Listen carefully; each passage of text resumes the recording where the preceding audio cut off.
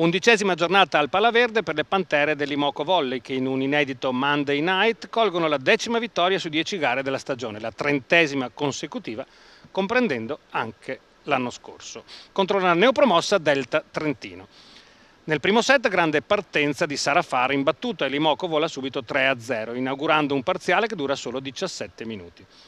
L'Imoco infatti entra in campo con il piglio delle grandi occasioni e complice anche un po' di ruggine da smaltire per la squadra ospite, ferma da tanto tempo per i vari rinvii, ne viene fuori un monologo di Voloz e compagne che chiudono senza problemi per 25-9.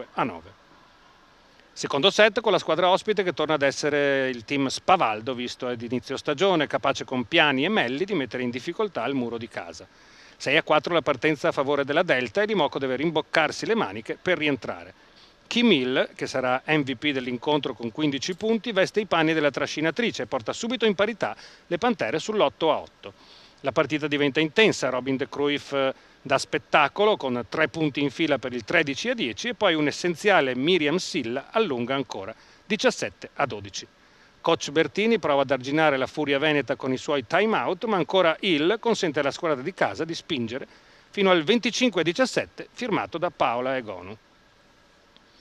Il terzo parziale invece è a sorpresa una cavalcata vincente della Delta Trento che trova una Melli ispiratissima, 5 punti e l'83% in attacco nel set e una battuta insidiosa che mette in difficoltà Lovet Omorui entrata all'inizio set per Miriam Silla.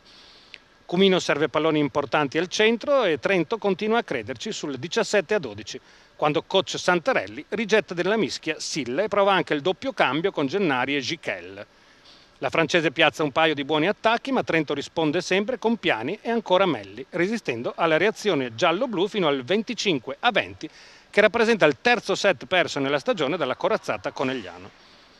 Nel quarto parziale c'è ancora equilibrio in avvio, con le ospiti combattive e gagliarde su ogni pallone. Il primo break dell'Imoco viene per mano di Sara Farr e Robin de Cruyff, poi anche De Gennaro alza il ritmo con le sue difese, che propiziano l'allungo 17-12. Furlan e compagni lottano ancora con grande grinta, Piani e Melli insistono in attacco, ma ora le Pantere non commettono più errori e ci danno dentro fino alla fine senza sbavature. Quasi impossibile per Trento fare di più. 25-17 il parziale del quarto set che consegna la vittoria all'Imoco Volley. Io sono molto contenta di essere qua di nuovo con le mie amiche. Sto ancora lavorando sulla spalla e sul corpo, però sono molto contenta. Sì, questa squadra non è mai facile giocare contro di loro. Loro sono state brave, giocano con le mani e per noi è molto importante perché dobbiamo gestire meglio di come abbiamo fatto stasera.